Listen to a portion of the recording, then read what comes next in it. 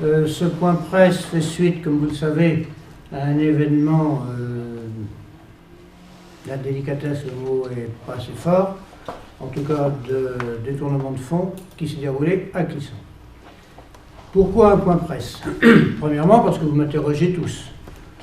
Deuxièmement, parce que les Clissonnais ont le droit de savoir ce qui s'est passé dans la mairie de leur ville.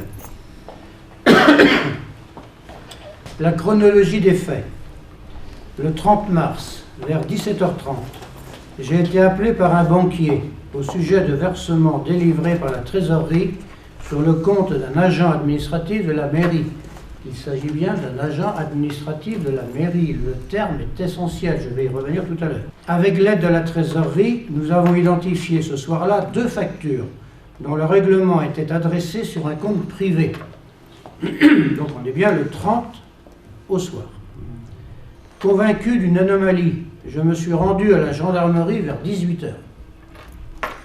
Pendant 10 jours, un travail d'investigation a été mené par la gendarmerie, les services du Trésor public, les services bancaires et ceux de la ville. Une certitude s'est fait jour. Il y avait depuis 2 ans des détournements d'argent au détriment de la ville de Clisson. J'ai donc porté plainte pour détournement d'argent et j'ai stipulé dans ma plainte que je souhaitais que la ville récupère les fonds détournés. Le mardi 10 avril, les gendarmes ont interpellé l'agent à son domicile. Pour mieux comprendre la chose, entre le 30 mars et le 10 avril, l'agent était en congé, ce qui a facilité les investigations et le travail d'enquête. Après 36 heures de garde à vue, il a été présenté au parquet. Un juge a prononcé une mise en examen pour faux, abus de confiance et faux en écriture. L'agent a été libéré et placé sous contrôle judiciaire.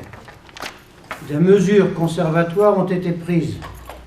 La commune devrait rentrer dans ses fonds à l'automne 2012. Une commission rogatoire est ouverte pour rechercher la réalité des dépenses réalisées et comprendre totalement ce qui s'est passé. Y a-t-il eu faute ou négligence dans les services?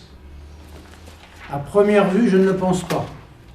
En effet, toutes les pièces frauduleuses étaient soustraites au regard d'un tiers, puisque ma signature était même imitée.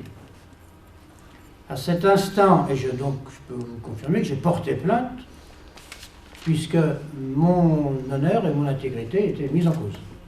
Alors, j'ai porté plainte à titre personnel à ce moment-là. À cet instant de mon exposé, je voudrais corriger 2 erreurs que le journal Ouest-France, vous m'excuserez de le nommer, a délivrées.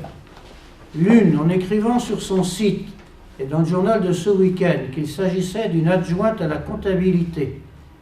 Il n'y a aucun élu dans le circuit et l'adjoint en titre est en droit d'exiger réparation. Je souhaite qu'on soit précis. L'adjoint, c'est celui qui est élu. L'agent administratif, c'est un employé au service de la commune. C'est une comptable. Alors, je vais préciser aussi. Le mot comptable, tel qu'il a été exprimé également dans le même journal, n'est pas exact, puisque dans le service, il y a la comptable référente, qui est la chef de service, et sous ses ordres, il y a 3 employés qui sont des agents administratifs. Donc, la comptable, qu'on appelle comptable pour la ville de Clisson, n'est aucunement en jeu. Il faut donc être très clair, il s'agit bien d'un agent administratif qui travaillait sous les ordres de la comptable en chef, on va dire ça comme ça. La seconde erreur est donnée comme une citation d'un élu qui veut garder l'anonymat. Quelle déontologie pour un journaliste de citer des propos anonymes qui mettent en cause un directeur général des services présent et qui n'est aucunement responsable des livres comptables comme c'est stipulé. Je suis surpris de voir qu'un élu, alors je ne comprends pas qu'on puisse rapporter des propos sur l'anonymat, surtout quand il s'agit d'un élu. Et puis en plus, je rappelle que ceux qui sont chargés de surveiller les livres comptables, eh bien c'est la trésorerie générale, avec la Cour des comptes. Et puis dans la mairie, c'est effectivement la responsable du service comptabilité, j'ai appelé tout à l'heure la comptable en chef, qui, elle, a cette responsabilité sous l'autorité du directeur général des services. Le directeur général des services, actuellement, c'est la même personne, puisqu'on a une vacance de poste. Donc c'est la comptable en chef qui est directrice générale des services. Donc elle est bien présente dans la mairie, et je ne vois pas pourquoi, on s'amuse à dire, qu'elle est absente. Également, on me prête des propos qui n'ont jamais été tenus. Conseil municipal privé n'a rien décidé, je l'ai informé, comme je fais ce soir. Et puis, ma colère est assez rentrée, puisque je ne me suis jamais mis en colère. Néanmoins, j'ai dit que j'exigerais réparation. Et je ne vois pas où est-ce qu'on a été chercher les propos qui sont écrits ici, en gras. Ça veut dire que c'est moi qui les aurais dit.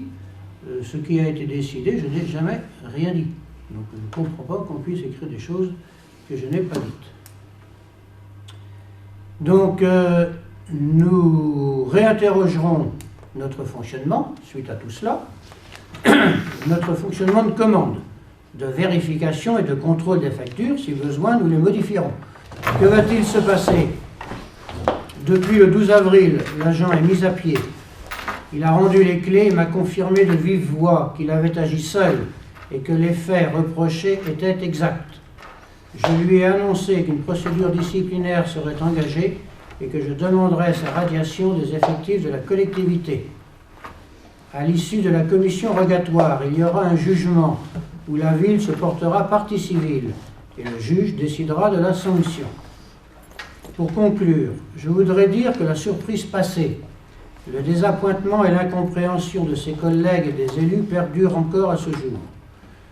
De ma part, il y aura une demande de réparation et sanction, mais je me garderai de tout acharnement qui contribuerait à détruire une famille. Je rappelle qu'il y a derrière cet agent une famille, des enfants, des petits-enfants, et que chacun a le droit de vivre et de se reconstruire.